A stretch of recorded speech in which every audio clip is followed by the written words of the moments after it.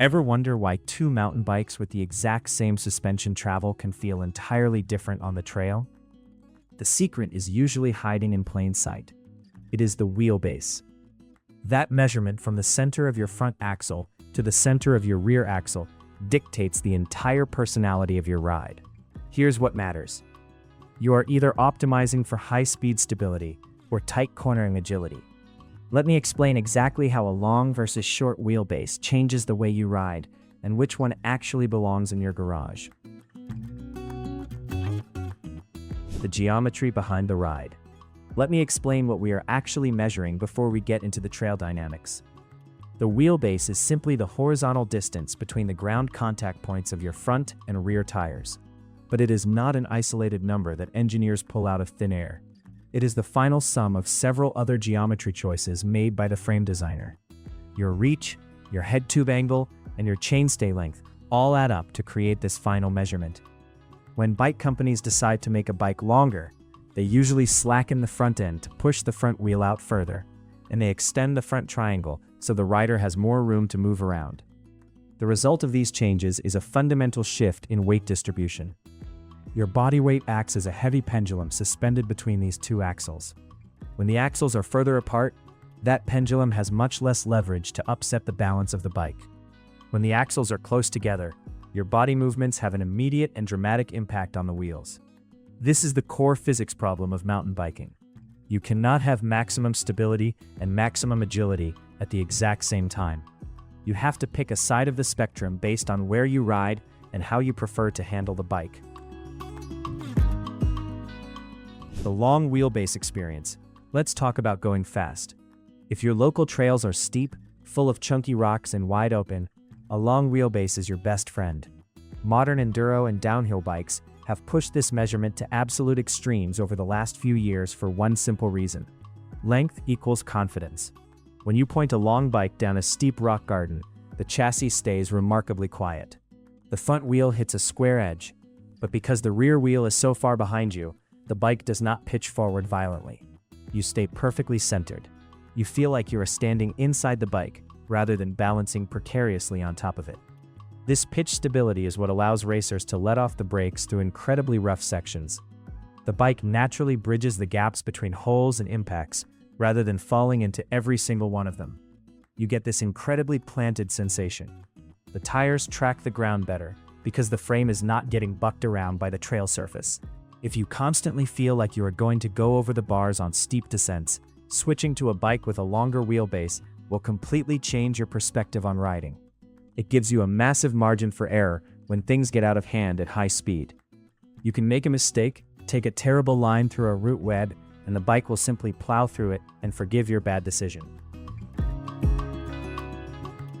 The trade-offs of going long. But that high-speed stability comes with a heavy tax. A long wheelbase is inherently lazy at slow speeds. Think about driving a long pickup truck through a tight parking garage. You need a lot of room to make a turn, and you have to plan ahead. The exact same principle applies on the dirt. If you ride tight switchbacks or slow technical single track, a long bike feels like driving a bus. It takes a massive amount of physical effort to wrestle it around tight corners. Here's what matters when cornering a long bike. You cannot be a passenger. If you just stand there and steer the handlebars, the front wheel will wash out and you will crash. A long wheelbase requires you to actively shift your weight forward to find traction on the front tire. You have to lean the bike aggressively, dip your inside shoulder, and command the bike through the turn. If you are a passive rider who likes to cruise, a long bike will constantly push wide on flat corners. Furthermore, these bikes are much harder to get off the ground. Lifting the front wheel for a manual or popping off a small trail feature requires significantly more physical effort because you have a much longer lever working against you. The short wheelbase experience. Now let us flip the script. A short wheelbase is all about instant gratification. Dirt jumpers, slopestyle riders, and traditional trail bike purists favor a shorter setup because it makes the bike come alive under them. When your axles are tucked closer together, every ounce of effort you put into the pedals and the handlebars translates directly to the trail. Need to dodge a sudden stump? A bike snaps to attention. Want to pump a small roller to generate speed? the bike practically leaps forward. This agility makes a short bike incredibly playful. The swing weight at the extremities of the bike is drastically reduced. This means you can pick the front wheel up with almost zero effort. Bunny hopping over logs, manualing through puddles, and throwing the bike sideways in the air all become effortless movements. You do not have to muscle the bike around the mountain. You just think about changing direction, and the bike naturally follows your gaze. On tight, twisty trails where you never reach high speeds, a short wheelbase is vastly more entertainment. It turns mundane pieces of flat single track into a playground because you can easily utilize every tiny root and rock to get airborne. The hidden costs of agility. The downside of that instant response is pure nervousness when the trail gets rough. That exact same responsiveness that feels so great at 10 miles per hour feels terrifying at 30 miles per hour. Let me explain. Every tiny input you make on the handlebars and every small rock you hit completely disrupts the chassis. A short wheelbase gets deflected easily. It requires absolute mental and physical focus to keep the bike tracking straight through a high-speed rock garden. You completely lose that margin for error. If you get slightly off balance on a steep descent, a short bike will immediately pitch your weight forward, giving you that dreaded over-the-bar sensation. You have to use significantly more body movement in your arms and legs to absorb impacts and keep the wheel securely on the ground. It is an exhausting way to ride if your trails are nothing but steep, fast, and rough terrain. You cannot just hold on and let the bike do the work for you.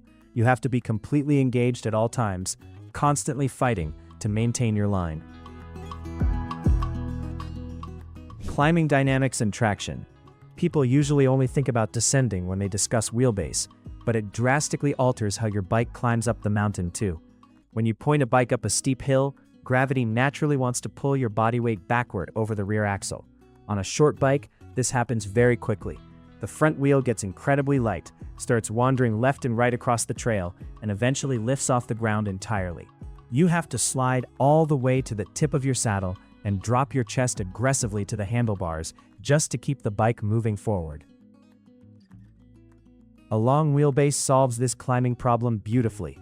Because the front wheel is pushed so far out in front of your body, it naturally stays planted on the dirt. You can sit comfortably in an upright position and just spin the pedals, even on horribly steep gradients. The bike tracks dead straight, with very little steering input required. However, if the climb is extremely technical, requiring you to pivot around tight uphill switchbacks or lift the bike up large rock ledges, the short bike reclaims the advantage. It is simply easier to muscle a short bike up and over awkward uphill obstacles than it is to navigate a long bike through them. Bottom line, you have to be honest with yourself about two things. Where do you actually ride, and what kind of rider are you really? If you spend your weekends shuttling downhill tracks, riding chairlifts, or racing enduro stages where the clock is ticking, you want a long wheelbase. It will save your energy, mask your mistakes, and keep you safe at terminal velocity. You will definitely have to learn how to corner with more aggression, but the trade-off in raw speed and safety is absolutely worth it. If you ride relatively flat single track, tight woods, or flow trails with lots of small jumps, a long bike will completely bore you to tears. You want a short wheelbase. It will make your local trails feel faster. It will encourage you to play with the terrain, and it will respond instantly to your inputs. Do not buy a bike just because professional racers are riding massive wheelbases. The best mountain bike is not the one with the most extreme geometry numbers.